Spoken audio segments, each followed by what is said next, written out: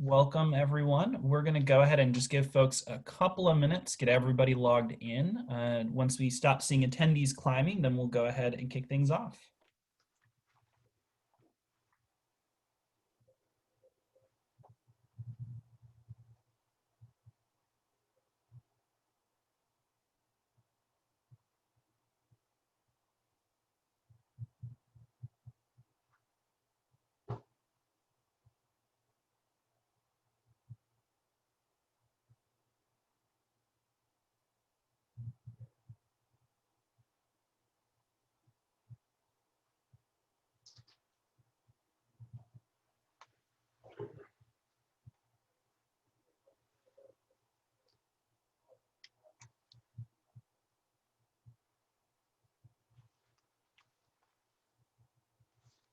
So it looks like for now, we are pretty stable at attendees. So I'm going to go ahead and get things started. So just to do a quick set of introductions, this is the third of a series of 3 panels for a site visit that we're coordinating through the National Governors Association. And we'll just be giving a brief kind of overview from me on what this project is, talking about NGA a bit of context for the national setting, and then we'll transition to our wonderful panelists who are going to talk a bit about the Ohio Excels report and then answer some questions and answer at the end. Just a couple of technical housekeeping things at the beginning. If you have any questions, please do feel free throughout the course of the panel to type them into the chat box. We will be monitoring this, and then we will be able to answer those questions in turn as they come up at the end of the panel. Additionally, if you're having any technical issues, you can feel free to reach out directly to myself or Claudia Bonilla from the National Governors Association. So to kick things off, just a quick introduction. My name is John Elfuth, and as I mentioned before, this is the third of 3 panels that we are hosting as a part of the National Governor Association's virtual site visit to the state of Ohio. I am a policy analyst at the National Governors Association, where I work on post-secondary and workforce policy, and I'm also the team lead for the state of Ohio on a project called Educate for Opportunity. Now, before I proceed any further, I do want to take a moment just to set some groundwork by providing a bit more detail on NGA and the project in general, as well as some context for Ohio and then some national trends that might be valuable to folks listening on this presentation. So the National Governors Association, or NGA as I'll refer to it from here on out, was founded in 1909 and serves as the voice of the nation's 55 governors of the states, territories, and commonwealths in Washington, D.C. We are a boldly nonpartisan body, and that's how we approach policy. In addition to serving as the voices of governors from an advocacy perspective, we also identify policy issues and deal with policy matters and governance from a technical assistance perspective as well. Our research arm, which is where I sit, is called the Center for Best Practices. And this is where we focus on helping governors by developing and implementing innovative policy solutions to public policy challenges. Through the center, we provide both short-term technical assistance and longer-term support projects like Educate for Opportunity. So what is Educate for Opportunity? This is a project that involves 6 states from across the country, of which Ohio is one of the participating states. It was kicked off in fall 2019, and at its core is really focusing on helping governors further their priorities related to connecting post-secondary education and work. More broadly, the project aims to help increase upward mobility for Americans by supporting stronger pathways between education and workforce outcomes. We do this through assisting states in identifying successful program models, clarifying the role that governors play, facilitating the creation of innovative programs and policies, and demonstrating how states can identify new outcome metrics.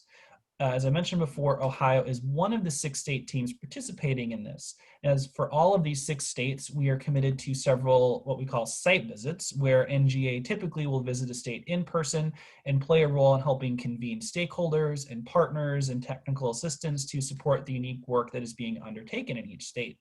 Now, unfortunately, since we couldn't do this due to the pandemic, we have been transitioning a lot of our in-person site visits to virtual site visits, and this is the final event of our 2-day virtual site visit, which began yesterday in Ohio.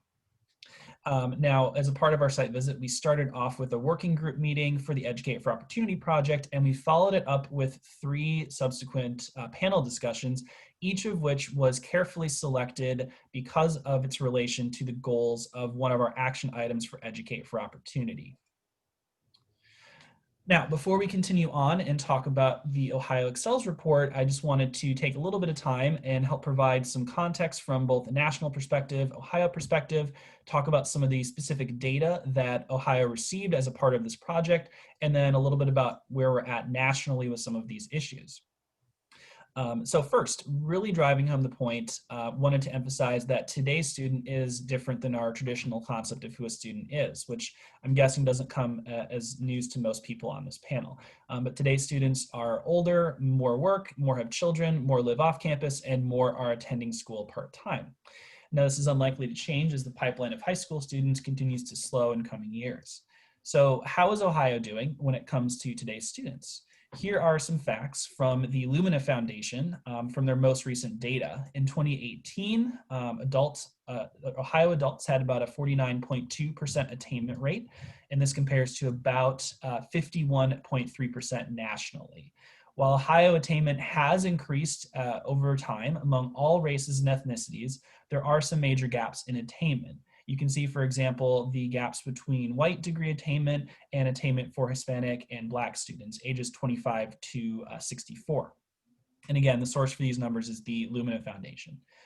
There's also a wide range of attainment across the entire state. I just took, for example, the highest attainment county from the Lumina data and the lowest county just to make a comparison, but every other county obviously falls in between there. So lots of work that can continue to be done, of course.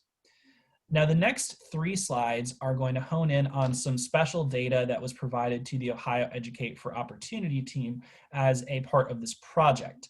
As a part of it, the EFRO team received some data from what is called the Strata Gallup Consumer Insights Survey.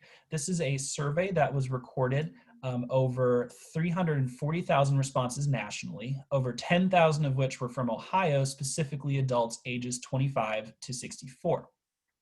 These 3 slides were selected because they were particularly of interest to our Educate for Opportunity team when we made our site visit back in December and spurred a lot of conversations. So we're hoping they can provide some valuable context here. Now, again, these are pre-pandemic, so these numbers may have changed, but hopefully they still prove informative. First, on this slide, you will see the percentage of adults who responded saying yes, that they felt the need for additional education to advance their career. And each of the columns that you see is the grouping of students grouped by the highest degree level that they had attained. One of the things that really stuck out to our participants from last December about this slide was some of the low numbers in certain attainment areas. And it really spoke to the need, which I've already heard several times over the last couple of days, to develop clearer communications and strategy about messaging the importance of post-secondary education, which is another key part of this project. I will also add that these numbers were consistent across geographic regions, racial groups, and then first generation status, which we did have some other information on that, but just couldn't show here, unfortunately. Second, looking down at another piece of information that we were provided as part of the Strata Gallup data, there are a range of reasons that adults identified as to why in Ohio they may have started their education but did not complete their degree. And again, this is adults aged 25 to 64 specific to Ohio. If you look down this list, I think there's some groupings you can probably make with these categories. One of them being the work-life-school balance, things like having children, not being able to balance work and family obligations, and personal health reasons. You see number 1 is financial aid, but there's also some other issues within that would fall in that finances piece. And then last but not least, changing in priorities, whether that be life events or personal problems, students deciding they may not have needed the degree or credential they were pursuing, and deciding that classes may not have been a good fit. And the last piece from the Strata data that we wanted to highlight as a part of this presentation to help set the context for Ohio Excels is the adults who had left post-secondary education and what they said about what might encourage them to return. So each of these percentages are the percentage of adults saying that these policies would have a high or very high impact on whether or not they would choose to return. You can see that there's a number of different strategies that adults feel would be helpful. Many of these, such as free tuition, courses that fit their schedule, low tuition, accessible courses, online courses, and childcare, directly address some of the challenges that adults identified as reasons they may have decided to stop out from the previous slide. Additionally, you see workforce aligned policies like guaranteed employment outcomes and course training that employers need were high priorities as well. And last but not least, before we transition to our colleagues at Ohio Excels, we did just want to put all of this as well in the framework of a national context and how different states and different parts of the country are also thinking about some of these issues. So nationally, even before COVID, we saw policymakers striving to make sure that post-secondary education was aligning to both student needs, workforce outcomes, and was affordable to all students. And these are themes that are generally true whether or not we're talking pre or post-COVID, although the shaping of these policies may look different. So you can see on the left-hand side here, these are some trends from our internal tracking work, looking at some select topics as they relate to some of the aspects of the Educate for Opportunity project. Looking at the numbers here, these are across the couple of years, 2019 to 2020, the number of governors that made notable statements about these being policy priorities for them. One thing that I didn't show here is the number of governors emphasizing some aspect of workforce policy, which was 49 out of the 55 total across the states and territories. You can see some of the subcategories, however, like career and technical education, which had 30 governors talking about it, and work-based learning, 26 governors. You also had a significant amount focusing on some aspect of adult education or related policies like hunger, housing, childcare, wraparound student support services, things of that nature. You also had a decent amount of affordability and accessibility topics, 22 governors emphasizing the importance of addressing student debt, 20 governors talking about some aspect of free college programs, and topping out our list, financial aid was a huge topic of conversation across all the governors prior to COVID.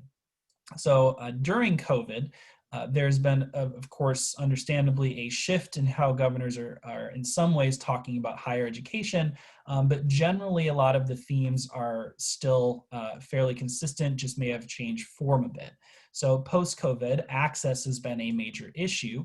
And these numbers on the right-hand side really focus on how governors are exercising the flexibility that they've received to use funding that was allocated to them through the CARES Act. The CARES Act included a $3 billion fund that is called the Governor's Emergency Education Relief Fund, or GEER for short.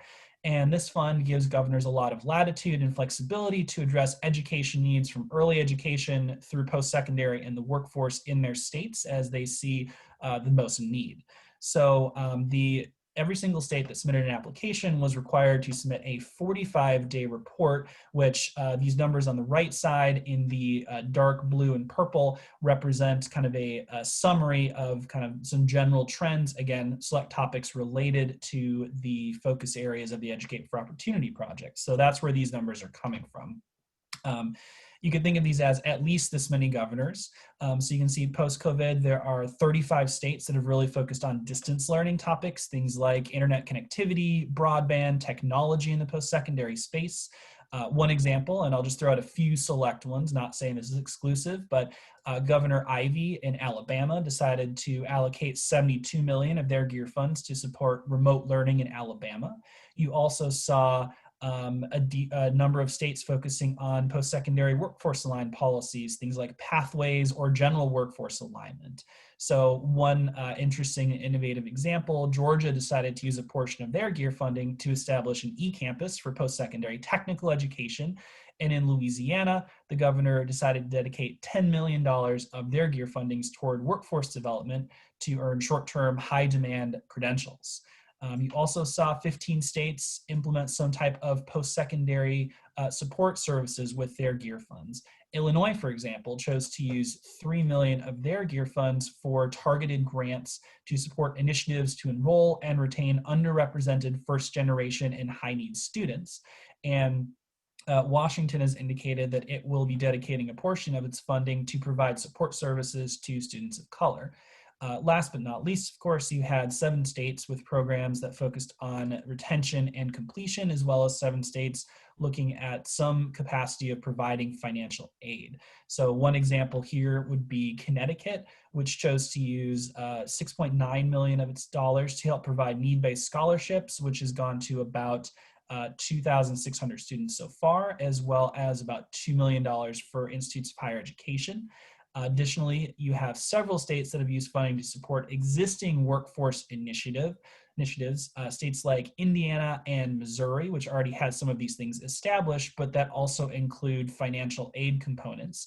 Some states have also chosen to start new initiatives as well. So, really wanted to emphasize these slides just to show to our attendees and really re-emphasize the point that the things that Ohio is grappling with as COVID continues to challenge all of us to engage with students and figure out ways to continue providing connections between workforce and post-secondary education. These are things that are happening everywhere, and there's a lot of creativity in a positive sense of how folks are looking to try to help their states and their residents to grapple some of these challenges. So with that, I am going to went one slide too far, transition to one of our co-team leads from the Ohio Educate for Opportunity team, Ms. Sherry Rice. So Sherry, the floor is yours.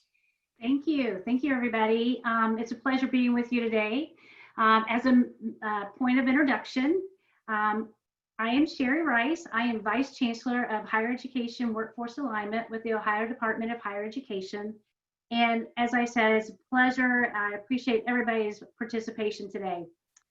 I also want to go and thank John. Thank you very much for helping us set the stage, set the foundation for this conversation today. You provided such rich data from us from the national perspective, as well as how it aligns with our work in Ohio. So thank you.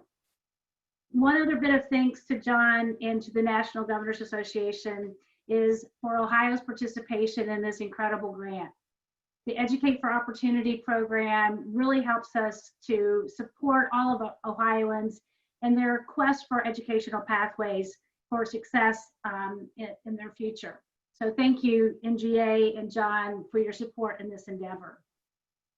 Before I turn over to our esteemed panel today, our Complete to Compete Coalition, I wanted just to remind everyone again that John had mentioned that we do have the chat function and that we will be monitoring that chat function for your questions, and we'll have time at the end to make sure that we go through those questions and answer all of your ideas and thoughts. I also want to thank this panel and all the coalition for their hard work and dedication. You've been diligent to work through this process for some time now, and you provided us an incredible report, providing us the recommendations that we can all support moving forward.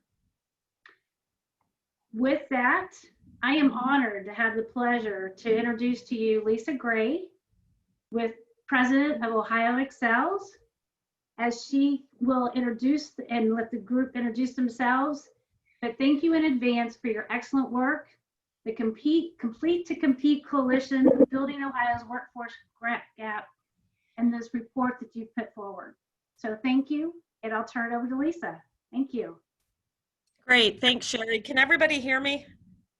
Okay, great. I just jumped off presenting on another call, so I wanted to make sure we were good. So thank you all for joining us today. And Sherry has been one of the best partners that we've had with the Complete to Compete Coalition.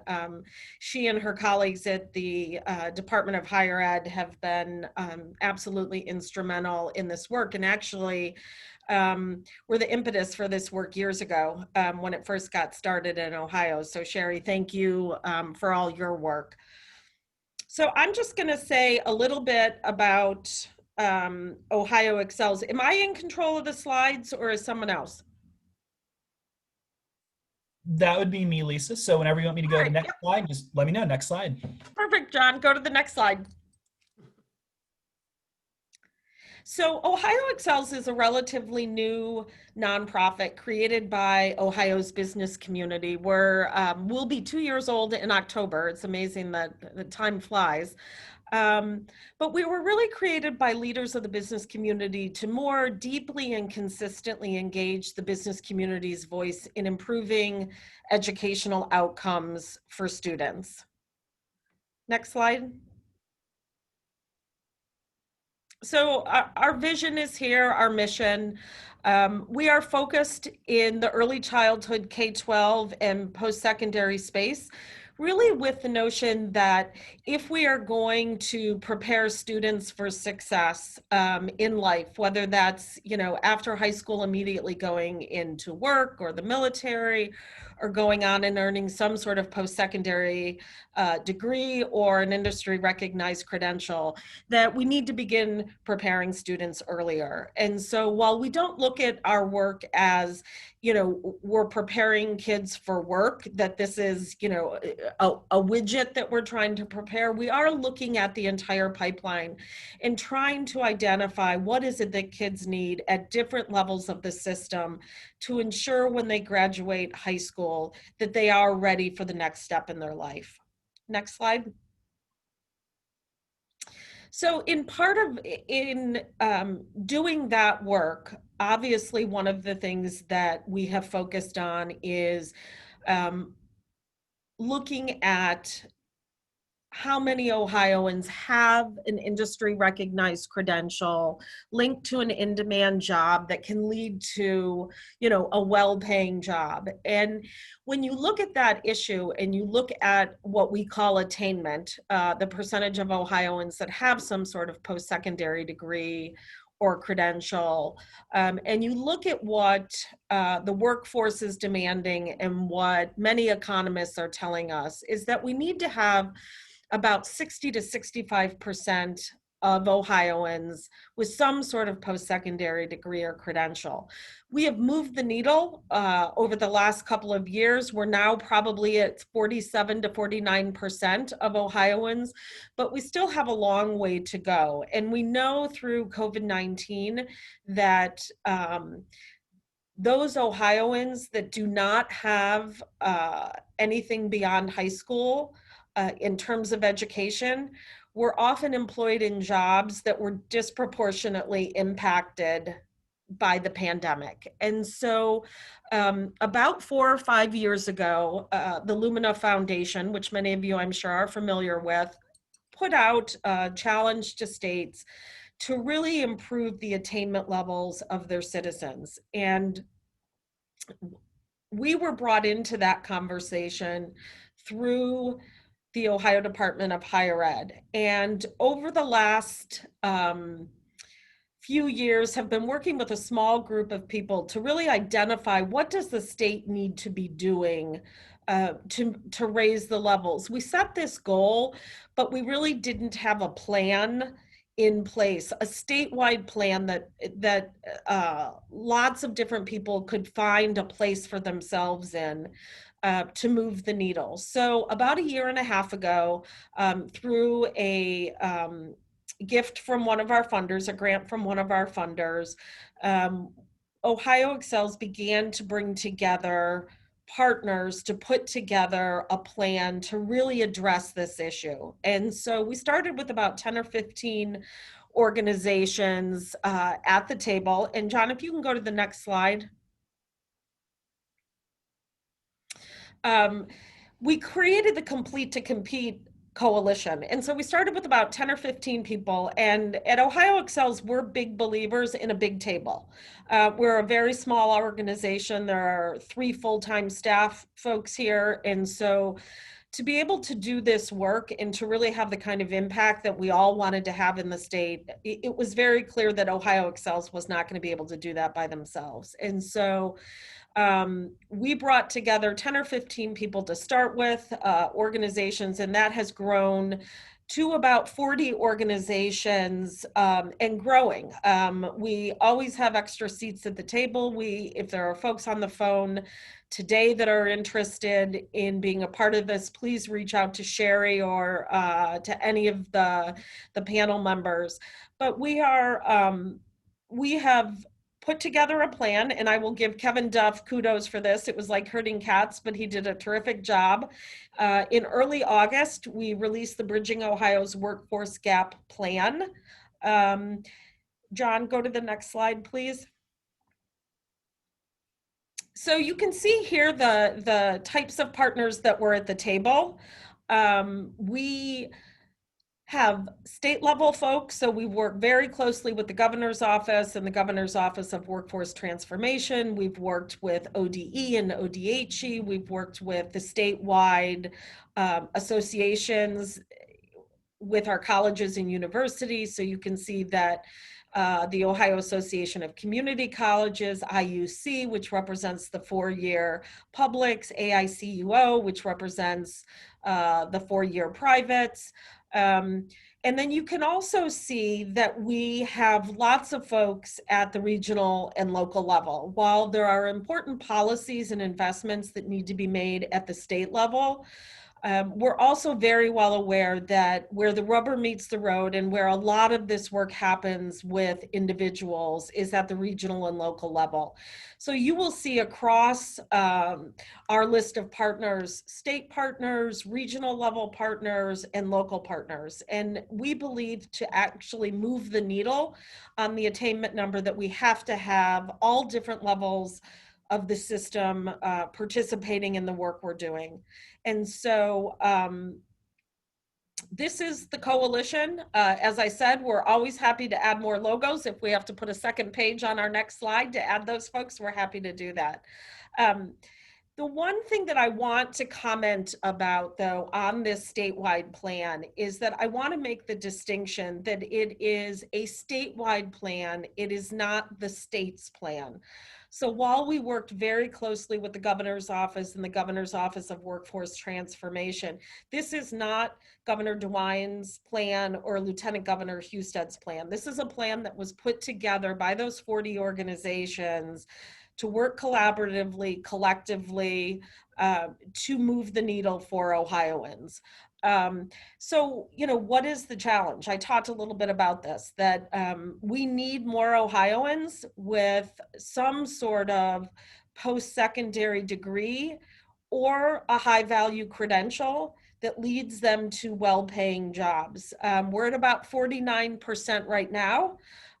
We really need to move that needle. We are below the national average in Ohio. If you know anything about the demographics in the state, which I'm sure many of you do, we are an aging population. We do not have as many graduates coming out of our high schools. And so for Ohio to have a robust economy and for Ohioans to succeed and be able to support their families, we need more Ohioans that are better educated. There's a gap between the skills that our job seekers have and the skills and knowledge that our employers are looking for. And so this is really about trying to close that gap and ensuring that more Ohioans have the ability to participate successfully in Ohio's workforce. Next slide, John. So what's the plan? We, as I said, released this plan in early August. We had great participation. You're going to hear from the folks now that know this plan deeply. Kevin Duff from my team, our Director of Policy and Research, is going to talk about the high-level elements of the plan. And then we're going to ask our partners who, as this plan was put together, there were a number of work groups that tackled specific issues and strategies that are identified in the plan. We're going to ask some of those work group chairs to share their perspectives in the work that they and their colleagues did in developing this plan. So while Ohio Excels ran point on leading the coalition and doing the project management, there is no way that this work could have been done without the 40 partners that were at the table. And you're going to hear from some of them in just a minute. So I'm going to stop there and turn it over to my colleague, Kevin Duff, to talk more specifically about what's in the plan. Thank you, Lisa. So before we dive in, I'd like to introduce our work group co-leads that have been doing a great job of moving the work forward. And so first is Claudia Harrell, the Chief Communications and Policy Officer at Philanthropy Ohio. Holly Harris Bain, President and Director of the Economic Development, for the City of Aurora. Selena Roebuck, the Manager of Educational Content at IdeaStream. Eric Leach, the Director of Policy and Research at the Association of Independent Colleges and Universities of Ohio. Stephanie Dodd, Development Director for the Ohio Campus Compact. And Tom Lasley, the CEO of Learn to Earn Dayton and the Dayton Foundation. So what we did with this plan is, it is a very comprehensive plan. And so what we needed to do is to actually split it up into 5 organizing themes, which we actually called objectives. And so those objectives are, the first one is all about creating the demand for a credential in post-secondary degree attainment. Second one's all about workforce alignment. Then we get into access and affordability issues, academic success and completion, and then finally regional partnerships. And so, John, if you could go to the next slide, please. What I'll do is I'll do a quick overview of each of these, but then I'll turn it over to my co-leads here that will go into more detail on the specific strategies and maybe some examples of the work that's already underway. So here for the attainment value, this is all about creating the demand for attainment in the general population. We know that we can talk about, or we can create all of these great programs, but if people don't know they exist, and if they don't know why it's important, how to improving their lives and their communities, that it's not going to be a successful initiative. So in this objective, we are focusing on statewide messaging campaigns, targeted outreach, finding champions for the messaging, and then also developing some messaging toolkits so that other communities and regions can start this work. So John, next slide, please. So the second one is all about workforce alignment, and this is really making those connections between educators and employers and all the other support services that come with it really deep and strong. And we ultimately,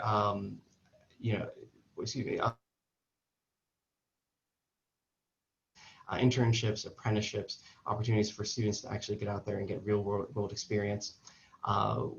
We also have high value industry credentials, and this is not only for students in K-12, but also in higher ed and also for incumbent workers too. So this is a place where we really focus on making sure that credentials are earned and available. And then we also have some special strategies in here about increasing access for underrepresented Ohioans to work-based learning and some of the other opportunities such as industry credentials and the like. So next slide, please. So access and affordability is a huge issue, and it's only become more important with the current pandemic. John was talking earlier about the priorities of governors and how online and broadband and technology access is extremely important. Well, we did add that into our plan towards the very end. And here in the access and affordability section. So we do have affordable broadband access and online learning readiness, which takes a few shapes. It's not only are teachers ready to teach in an online format, but students are ready to learn the connection and technology to do so. We also have improved FAFSA support. So that's the FAFSA is the form that students fill out to get federal or to get eligibility for federal and state aid. We want to increase the completion rate of that form, which can sometimes be a complicated form.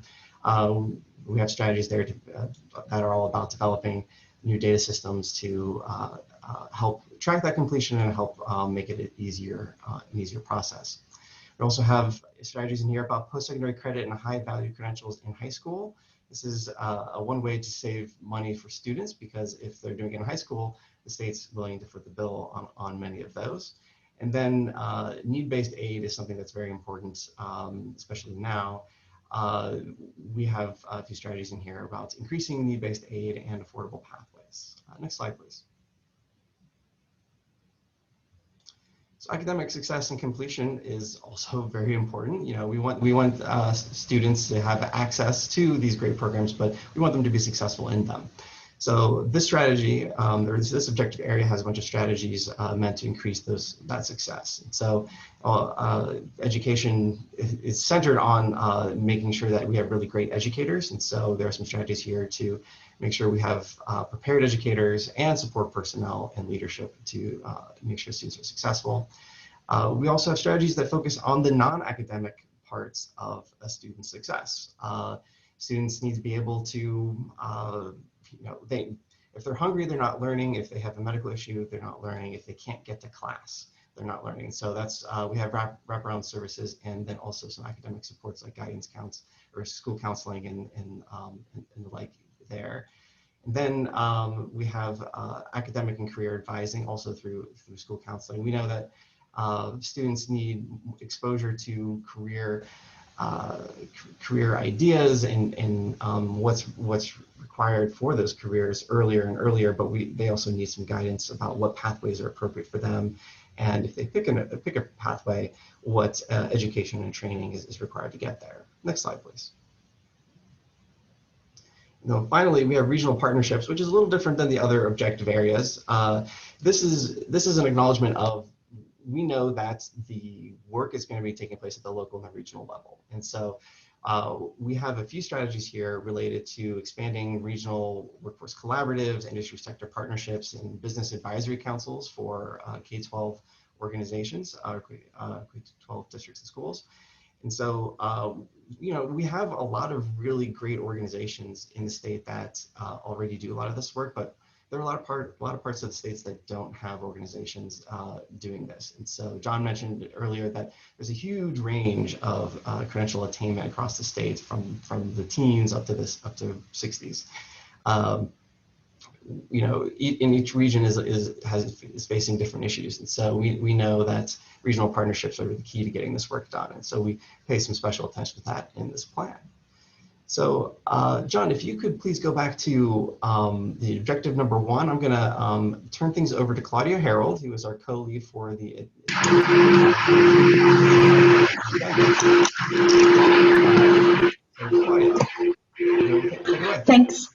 Thanks, Kevin, and thanks, John and Sherry, for this invitation to dig deeply into Complete to Compete Ohio. I'm with Philanthropy Ohio, and we have been deeply engaged in state education policy for about the last 15 years. Led for most of those years very capably by Lisa Gray when she was a consultant for us. So we have really worked in this post-secondary attainment and everything from preschool through K-12 issues, and are really pleased to be part of this coalition that we've been with since its start here in Ohio.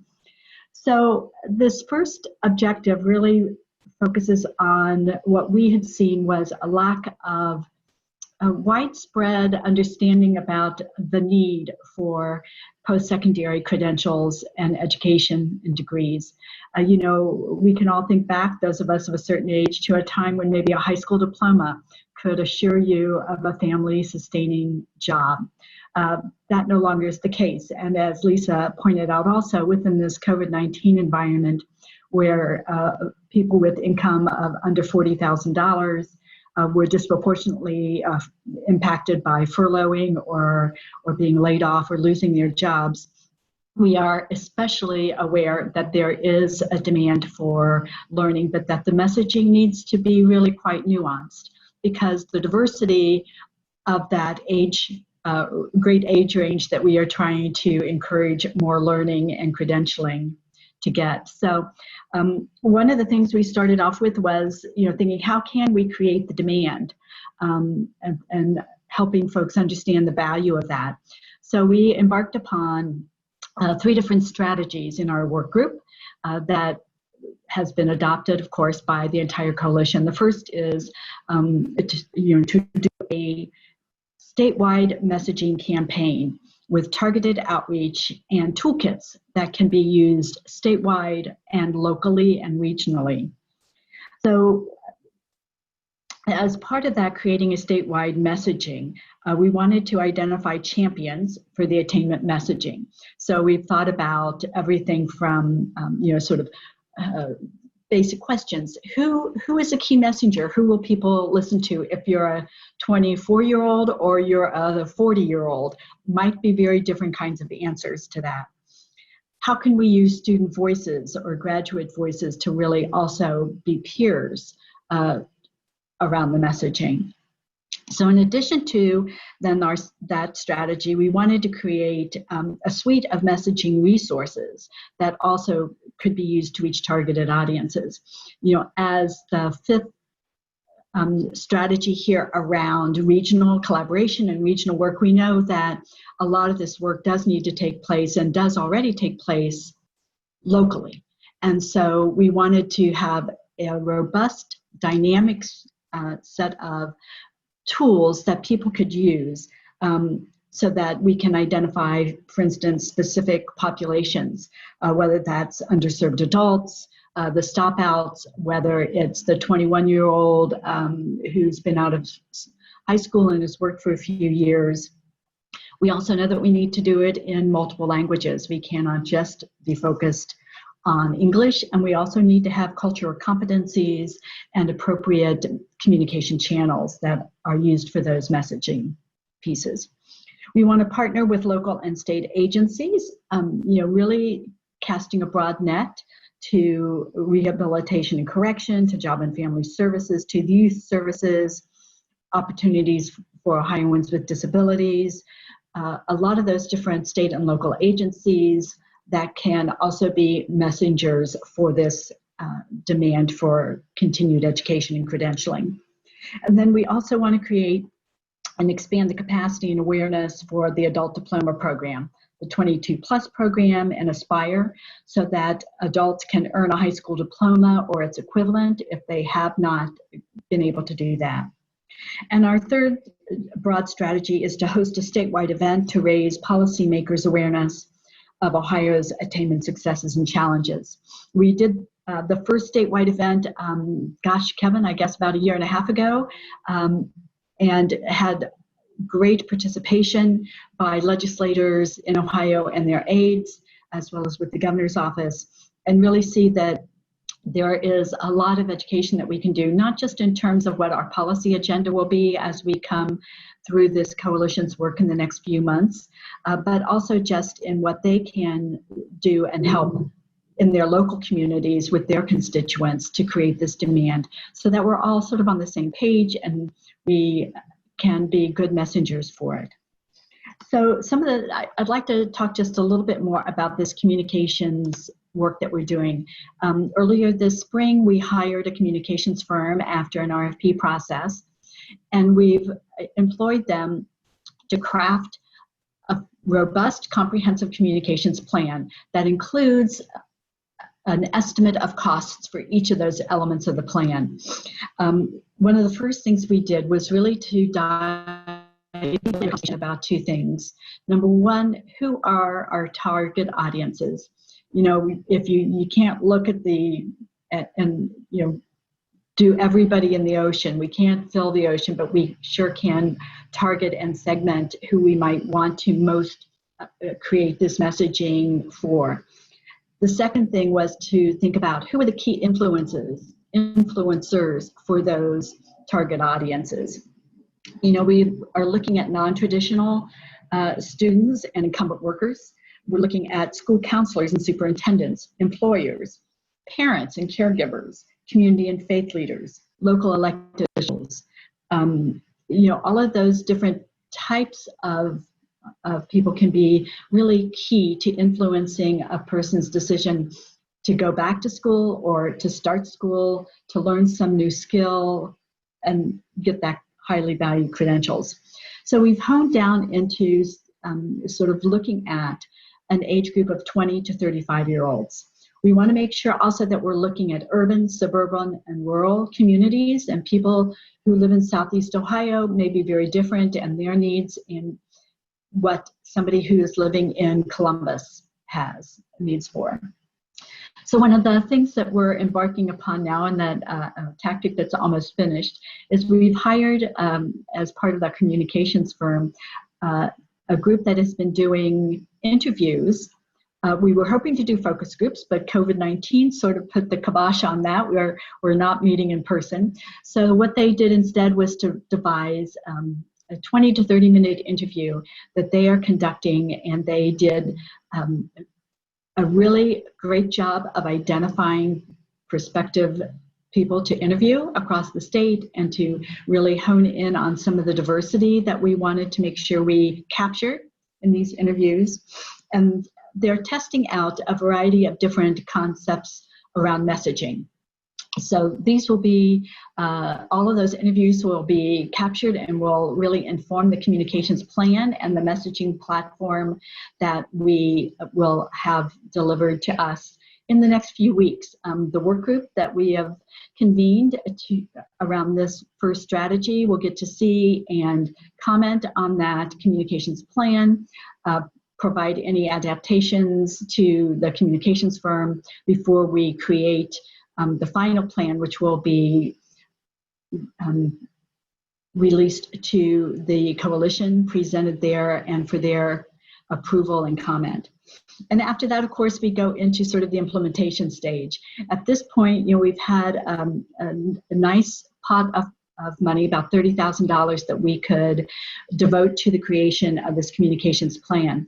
But we also recognize it's going to take a fairly large amount of money and time to implement this. We're looking at sort of a time frame that will go through the end of 2021 at least, and possibly beyond.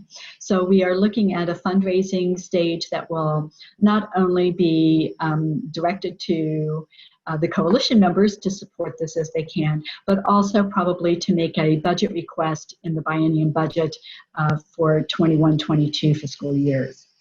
So that sort of is the thumbnail of what we are doing. We do want to really also be very specific that this communications plan has a communications platform for policymakers. So whether they are statewide or local, they can understand the value and also be part of this communications campaign going forward and engaging those local and state champions.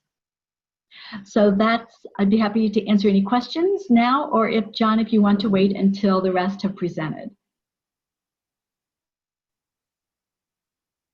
Yes, Kevin, I'm thinking we could wait until everyone's presented and then we can come back since I know there were some bigger picture questions. Does that sound good to you?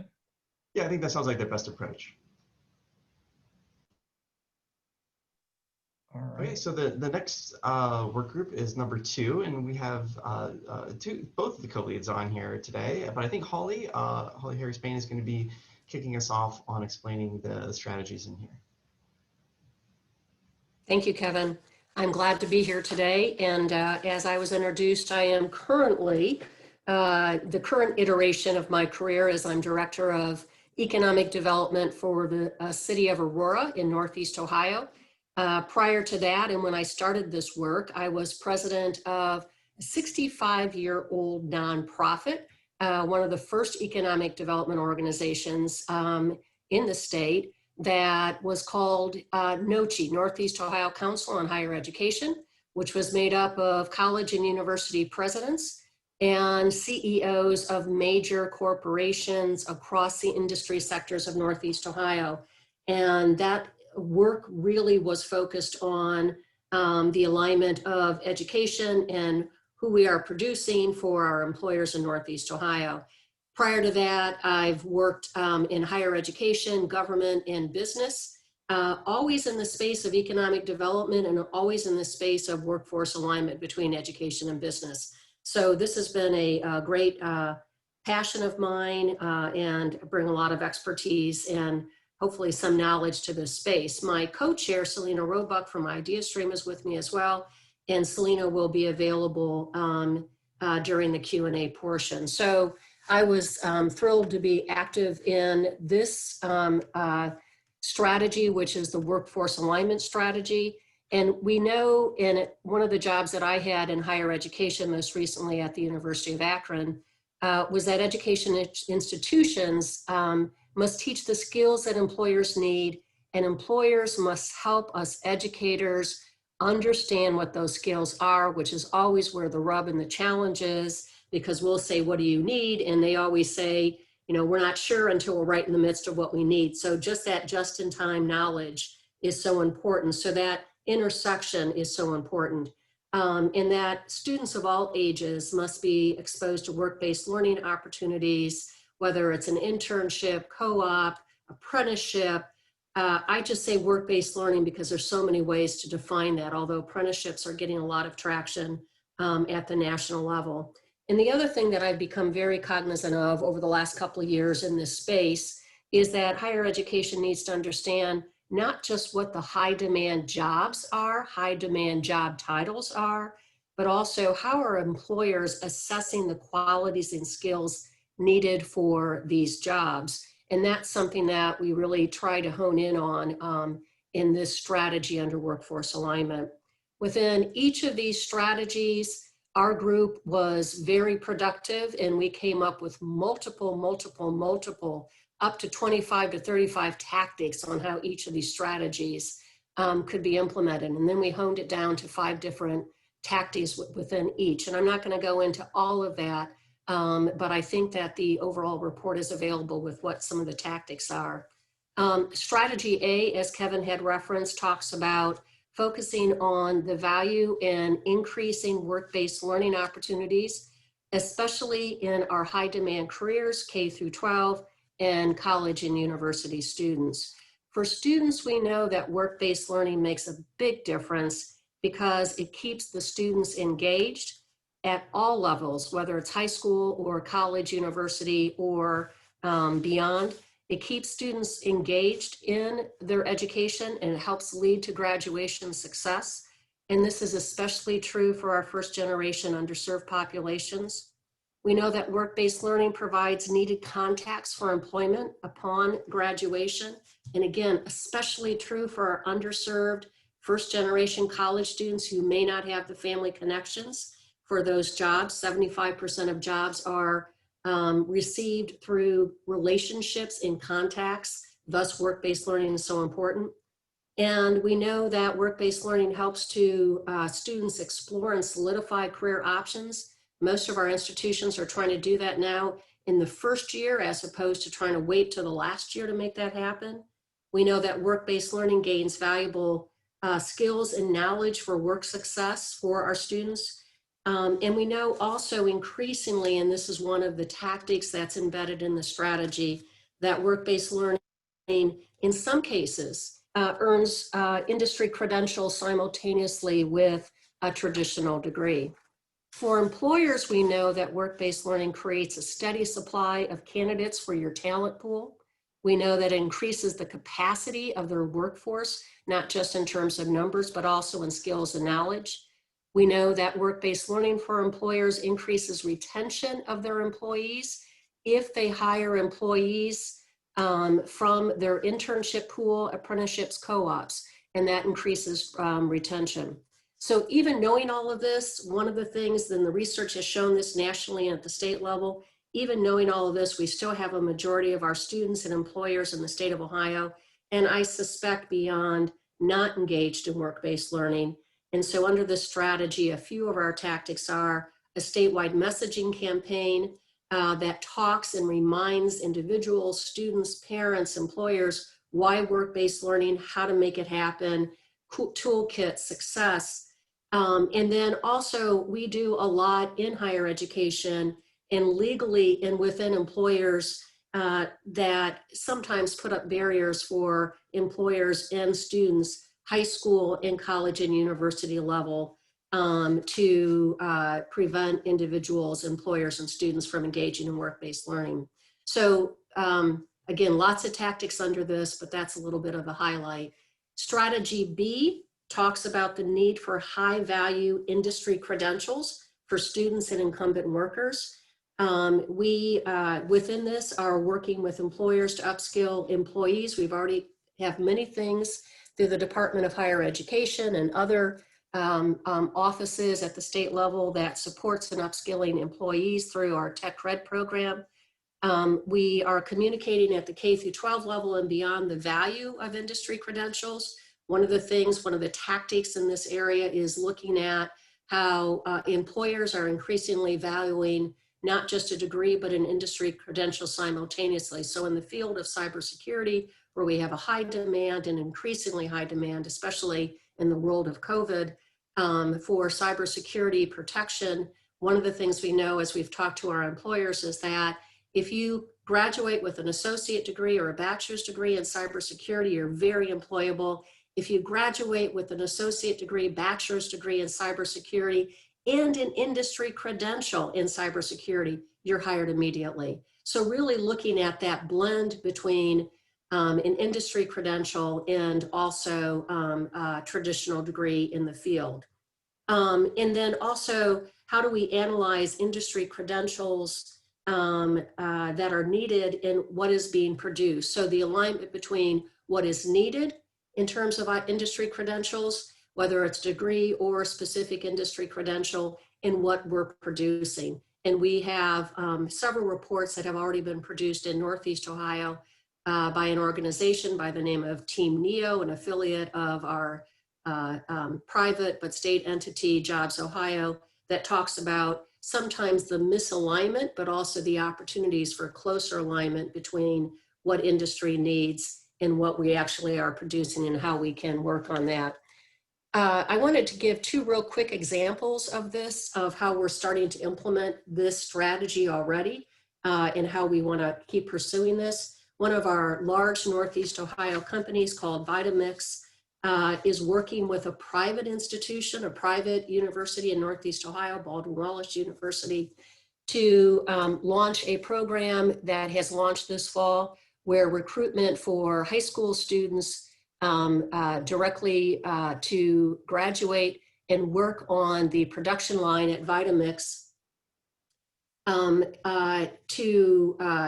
the second they're hired to start being skilled up and receive training through the company, and then eventually Baldwin-Wallace at the company to further their advancement and skill training within the Vitamix company. So that's working with high school students, bringing them into a company, and then bringing in a university to continue skilling them up and allowing them to upskill and receive industry credentials and degrees while they're employed at the company. And then I'm going to jump into, I've got a couple of other examples, but I'll hold that till Q&A if we have time. And then I'll jump into strategy C, which is how do we increase the access for underserved and underrepresented citizens to work-based learning. In this strategy, we focused on three primary populations. One is the restored citizen, our formerly incarcerated citizens of Ohio, through second chance aid and education and support to employers and to assist our restored citizen in training and education to our incarcerated individuals. We targeted re-engaging high school dropouts and post-secondary stopouts. And within higher education, we have a phenomenal number of individuals that have started post-secondary education, but have stopped out after a year or two. And some of the tactics in that space is reducing the barriers that block the re-entry, sometimes unintentionally, into the educational space. And then the third group that we targeted was the underserved and underrepresented population, because we know that, and as our data showed earlier on, even if we are doing a good job with some of our population, if all of our citizens, including our underserved, underrepresented population, if they are not brought into the academic fold through industry credentials, post-secondary education degrees, then economically we will not be successful as a state. So within that strategy, we have those three target populations. And again, I have some examples, but I will hold those till the Q&A portion. So Kevin, I turn it back to you. Thank you, Holly. So next we're going to move on to, and John, if you could go to the next slide, please. Eric Leach, who is going to give an overview of the access and affordability. Awesome. Thanks, Kevin. My name is Eric Leach. I'm the Director of Research and Policy at AICUO. Our group was focused on access and affordability. And some of the main tenets for our objective is one, FAFSA. FAFSA is probably one of the I would say, of the goals of the plan, one of the low-hanging fruits of what we can really move quickly on. And so one of the reasons why FAFSA is important is, one, if a student fills out FAFSA in high school, they're 90% likely to enroll in the following fall. With COVID-19 especially, there's barriers with finances and things like that. And the state has already allocated some additional dollars to improve the FAFSA tracking system as far as the data goes, which will help enable counselors to be more effective. And we see some opportunity with some of the GEAR money through the CARES Act potentially to identify ways to help support FAFSA completion, because Ohio leaves around $90 million per year in Pell grants on the table. And so if we can leverage some additional state dollars or federal dollars to increase our state's completion rate, we're more likely to get additional post-secondary enrollment and also keep retention, because there's what's called summer melt, essentially, when all the focus is on the seniors in high school, and then there's no follow-up for when they're going into their sophomore year, and so they don't fill up FAFSA, and sometimes they then disengage. So we see some opportunities there on the FAFSA side. Then obviously supporting College Credit Plus partnerships with high schools and 2- and 4-year institutions and career tech centers to keep the pipeline going. And then as far as need-based aid, we're focused on making sure our state need-based aid program maintains funding under the current environment. So that's the Ohio College Opportunity Grant. Also identifying ways to get rid of or minimize small educational debt that prevents some students from re-engaging and re-enrolling. So I know Chancellor Gardner's working on that with his debt collections working group, so there's movement on that. And also getting employers to move from a reimbursement to a pre-reimbursement model for educational assistance. That's something that can be done now and doesn't take much policy to get that done.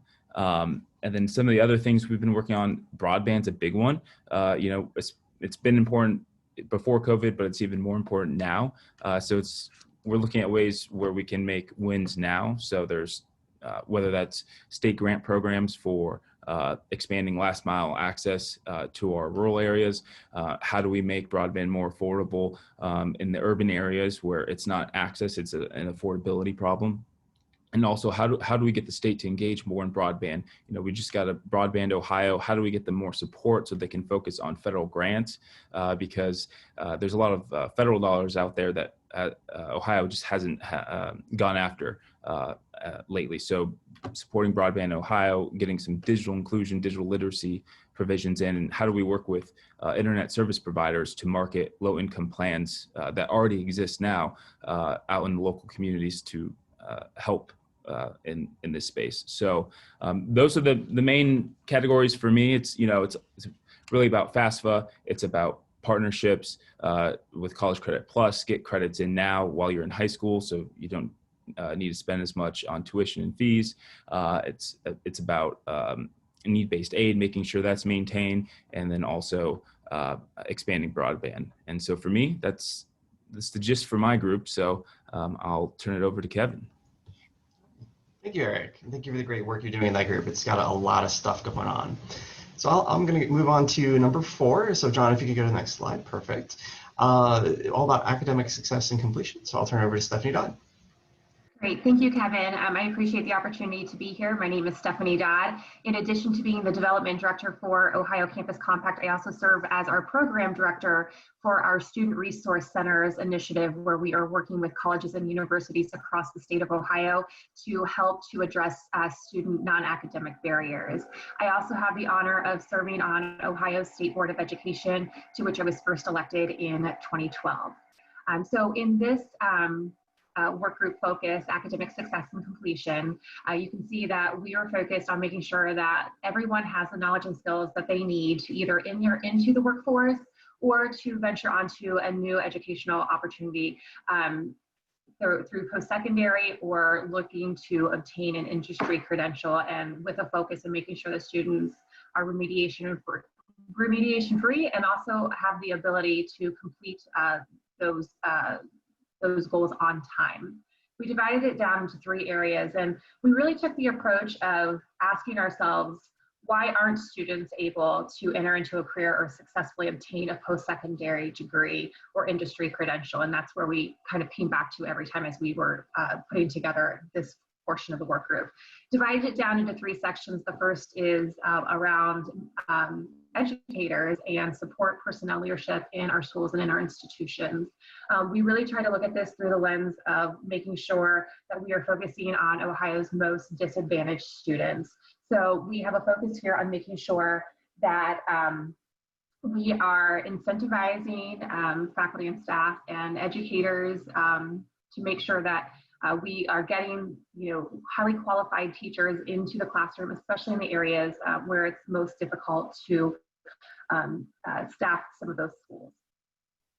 We are also focused on making sure that before educators get to the classroom, and once they are in the classroom, that they have the tools that they need through their educational experience and also through professional development to make sure that they are able to engage with their students, that they are able to work on trauma-informed instruction and social emotional learning. Through Section B, our wraparound services and academic support.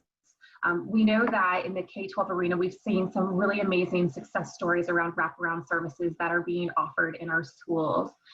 We also know that when a student leaves our high schools and enter into a post-secondary institution, those needs don't disappear, and they oftentimes don't become needs once they get to college. So we looked at this from both the K-12 and the higher ed to make sure that we are providing the resources and the supports needed so that students are all capable and have the tools needed to succeed with their educational goals.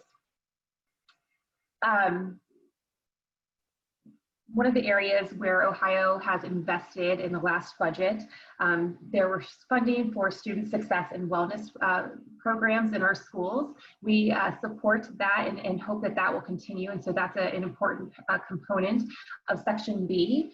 And then we've also looked at the academic side and looking at programs that are working to lessen remediation rates across the state of Ohio and wanting to continue to invest in those and raise awareness with those issues. The last section, Section C, is around K-12 and post-secondary academic and career advising. This was mentioned earlier in another section as well. But ensuring that our students and parents are aware of the career opportunities that exist in their areas and across the state of Ohio, making sure that students are aware of the in-demand jobs that exist and what skills they need to move on to or into those careers, and what type of industry credential or post-secondary degree that they may need to do that. So we were very focused on continuing many of the collaborative partnerships that we are seeing with business advisory groups in our schools to make sure that everyone is working together to provide these opportunities and to raise awareness and to help our students succeed. So that is where I will leave off and turn it back over to Kevin. Thank you, Stephanie. All right, so our last presenter will be talking about regional partnerships, our last work group. And so I'm going to turn it over to Tom Lasley at Learn to Earn Dayton. Thanks, Kevin. Just a clarification, I just stepped down as CEO of Learn to Earn Dayton. I'm going to continue doing policy work, but we have a new CEO, Christina Scott. So I wanted to make that clarification. I also wanted to share that our group spent a good bit of time talking about the fact that our emphasis was really on post-secondary attainment of some sort, that the regional workforce collaboratives, the business advisory councils, their work collectively was really focused on trying to help young people pursue some sort of post-secondary credential or a degree. Some of our discussions focused on the fact that we spend too much time talking about college and not enough about just pursuing additional education that's going to help us secure a living wage job and secure a marketable credential or a degree that's going to allow us to secure a living wage job. We just had 2 areas. You can see those. The first relates to regional workforce collaboratives and industry sector partnerships. The state of Ohio already has some collaboratives in place. Several of our communities have cradle to career organizations. Those organizations are clearly organized around certain metrics such as kindergarten readiness, 3rd grade reading, 8th grade math, high school graduation, college enrollment, and college graduation. Interestingly enough, most of those, if they're a part of certain networks, also have a workforce component to the expectations for their work. We also have across the state a number of college access and success networks that act as collaboratives within their communities. One of the things that I think our group really felt had to begin to focus on, and that the state needed to focus on, was the degree to which zip codes or a certain section of the state didn't dictate whether you had in place collaboratives or not. Some sections do, some sections do not, and that has the potential for mitigating the number of our young people who go ahead and experience the kind of pathway work that we think is essential for the state in order for it to be achieve its overall goal of a 65% attainment rate. So one of the things, a lot of the policy things that we discussed focused around the need to create regional collaboratives, whether they be C2Cs, that is cradle to career networks, or P16, some sort of P16 partnership, or trying to figure out how to build out or think in more strategic ways about the access networks that are already in place across the state. And then connecting those with industry sector partners. That's where the Business Advisory Councils, the second part of this, comes into play. We have a mandate for there to be business advisory councils in the state, but what we don't have is a real evenness in terms of the quality expectations and the performance expectations of those groups. So a lot of our discussion in our group focused on what does the state need to do to ensure that we have somewhat common expectations around the way in which these BACs operate, and allow those expectations then to be structured in a way that ensures that every young person in the state begins to have access to pathways that are going to allow them to pursue careers and professional opportunities, especially as we think about this in sort of a meta major approach. So those are the 2 areas that we had. We've had very good discussions among our group, and feel optimistic about the possibilities for this, especially going forward as we think about how to best create a systems approach to the efforts that we have in Ohio. Ohio tends to be program rich and systems poor. A lot of our efforts were focused on how to make it both program rich and systems rich. With that, I'll turn it back over to Kevin. All right, thank you, Tom, and thank you to all the co-leads for presenting your information, presenting your work, and then for all of the work that you've been doing to further this goal. And so we have about 15 minutes, I believe, available for question and answer, but I do want to encourage people, if you do have questions specific to the work that you heard from one of our co-leads, or more generally, feel free to reach out to us via email, and we are happy to respond. And like Lisa mentioned earlier, if you want to join our table, also let us know as well. We love having more partners. So I'm going to go ahead and hand it back to John to facilitate the question and answer. Great, thanks, Kevin. So we have about 15 minutes left. As Kevin said, drop anything into the chat that you would like to ask, but we've already had a few questions posed, so I'll start there. The first question, and I will generally address it to, I think, as a starter, Kevin, Lisa, and or Sherry, but we had a couple of questions along these lines of how do the recommendations that were outlined today then support attainment strategies in other initiatives across the state. So for example, how does this connect to the Finish for Your Future report, which we actually had another panel on earlier today, that kind of thing.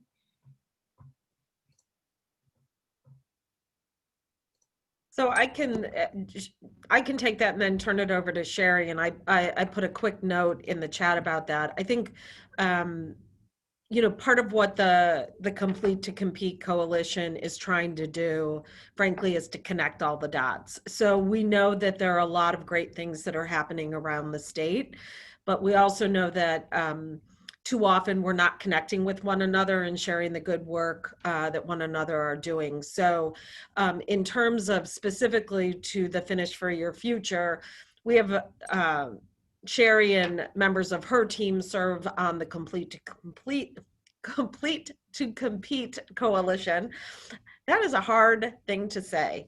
And then I serve on the Finish for Your Future task force. So we're trying to make those connections. You know, I think Tom just said it, that, you know, sometimes we're a little systems poor in Ohio. And so the goal of this is really to try to connect those things, not to duplicate work, but to share and scale and replicate what's happening and to identify where there are gaps and begin to fill those gaps. So we are trying really hard to make all of those connections. Yeah, and I'll just add, thank you, Lisa. I think we kind of talked about it yesterday too, John. You know, when we talk about convenings like this and sharing reports and sharing the good work of these groups and really trying to work to align all these initiatives together. Lisa and I and everybody on this panel and the panel before worked hard to try to communicate and collaborate these initiatives together so that, just to Lisa's point, we don't want to duplicate. We want to strengthen the initiatives across the state and continue to move those efforts collectively moving forward. So, and I did see where some of the objectives are very similar. So that's the good news. We have 2 reports that just got released and our recommendations are very well aligned. So our continued work in this process is going to be even improved. Thank you. So as another question that had come in, you talked a little bit about this, but I think in various portions of the presentation, but could one of the folks who's leading on this just give a brief kind of overview of the work, again, of the rest of 2020 to 2021, just to give folks kind of a recap? Yeah, so I can jump in on that one. So we, like we said towards the beginning, this is a lot of work. It's a very comprehensive report, and fortunately, we have a lot of partners to help with this. And by dividing the group into 5 different work groups, focusing on each of those objective areas, it's made things a little more streamlined as far as allowing certain work group members to, certain coalition members just to focus on one stream of work, and so they don't have to focus on, you know, boil the ocean on everything. And so each of those work groups is currently developing their own action plan, their objectives, timelines, figuring out what resources they need, and if they need any policy changes, what those might be as well. And so each work group is in a little different place, just because some are relatively small and some are pretty huge. And so Claudia gave an example of one work group that is really moving forward, and they've already, you know, contracted with a consultant to start working on the messaging campaign. And I know some of the other work groups are already, you know, hitting the ground running on implementation. And so the short answer is it varies by subject. But if you would like to find out more information on where a work group is on your issue, feel free to reach out to us and we'll make sure you get connected. And just to piggyback on what Kevin said, you know, one of the things that we're very aware of are the schedules and deadlines for the state. So for those of us that are, you know, sort of sit in the advocacy space here in Columbus, we know that we're getting ready to go into an election season. I think everybody knows that, but that there'll be a lame duck session with our legislators after the election. So there's an opportunity from a policy and advocacy perspective to begin to work with our legislators on some of the issues that have been identified in this report that are going to need some movement from the state. And then, of course, we go immediately at the beginning of the year into our biennial budget process. And so part of what we're doing across the 5 work groups is to identify General Assembly and the governor need to be focused on. We know it's going to be a really tough budget this year because of COVID and the economic impact, but really looking at collectively, what do we think are the most important investments and levers that need to be pulled in this next budget to support Ohioans in pursuing additional credentials in education. And so, you know, all of the coalition members work in these spaces and will be individually advocating for certain things, but we also want to be able to go to the legislature with a common agenda and set of policies and asks. And so we'll be working on that over the next couple of months as well.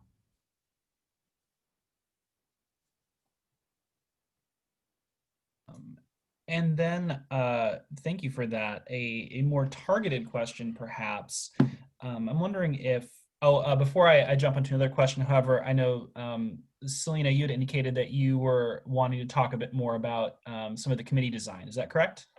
Yeah, I just wanted to give a real compliment to the work of Kevin and Lisa in designing the committees. You know, when you pull a group of 60 leaders into a room to press out a quality document of this nature, it's a real chore. And I have to compliment them because even though we were all in our own work groups to build toward the objectives, they also provided the opportunity for us to cross over into other committee work, which really complemented like our organization identification. For example, with IdeaStream and Ohio Public Media, working on American Graduate Getting to Work, which is a perfect example of how this is a collector or receptacle of all the great work that Ohio is doing. I was able to cross over into Claudio's group with the statewide communication to reach families, students, schools, businesses about our work. So compliments to Kevin and Lisa. It was a real honor to do this work. Thank you, John. Thank you. The next question is one that was brought up, and this has come up repeatedly throughout the last 2 days for us, but I'm wondering if there are any folks in this panel who could talk a bit about how you've seen COVID impact the need for broadband in your particular spaces, the 5 working groups, so to speak. Yeah, so I'm happy to take that one since broadband's in our objective. So, you know, there's many people throughout Ohio who have an internet connection, and prior to COVID, it worked fine. But then when you have a work from home setup with the addition of also work from home remote instruction, where you have both the, you know, the parents or the parent and the children using the same internet connection for you know, video streaming, that kind of thing, the average internet connection can't really sustain that.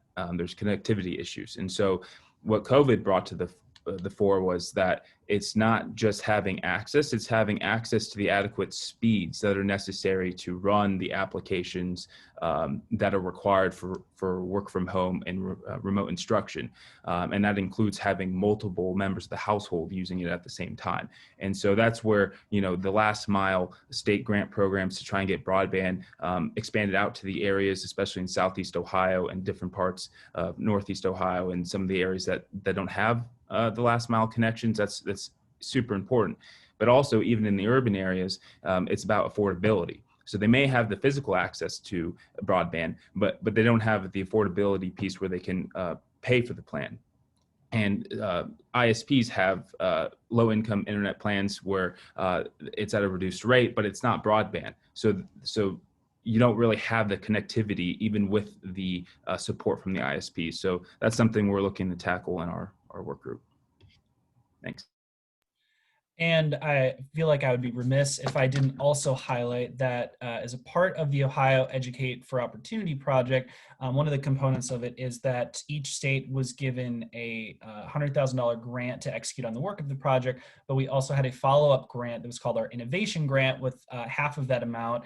And as a part of the Innovate for Opportunity innovation grant that the Ohio team applied for, was really focusing on finding what parts of the state are having challenges with broadband. So that will be also something that the Innovate for Opportunity team is going to work on as well. Great.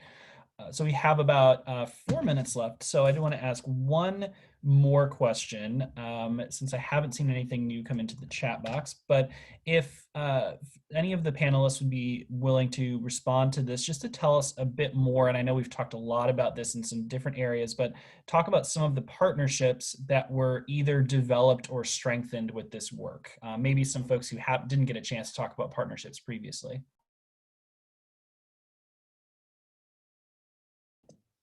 Well, I'll just, before they all jump in, just say that there is absolutely no way we could have done this work without all of the partners at the table. And I think, as we think about the work that has to be done, and the number of Ohioans that we really want to impact and help, this work cannot be done by one or two organizations. For us to have the kind of impact that we all want to have, it's going to take partnerships at the state, regional, and local level. And so, I want to say kudos to all the folks that joined the table, because this really was a collaborative effort. This was not about sort of turf issues. And so I know that Holly and others, Stephanie, Tom, all of you are involved in partnerships. So if you want to talk a little bit more about that, that would be great. But this is all about collaboration and partnerships.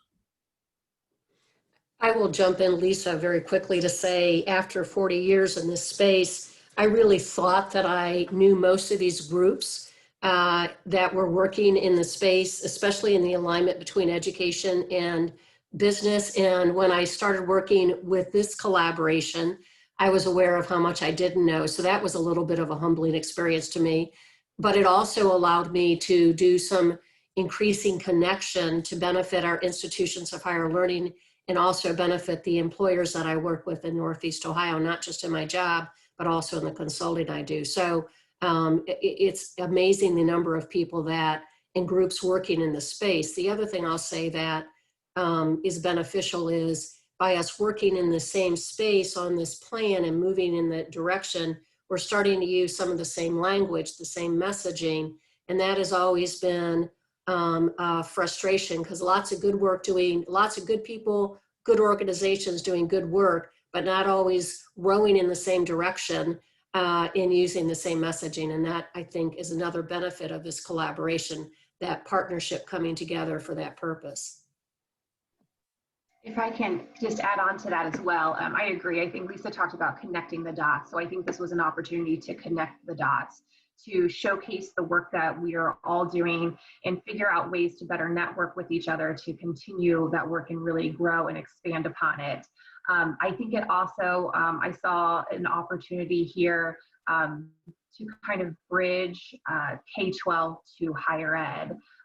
That sometimes doesn't always happen. So I saw a real opportunity for us to be able to do that and make some definite movement in the right direction there.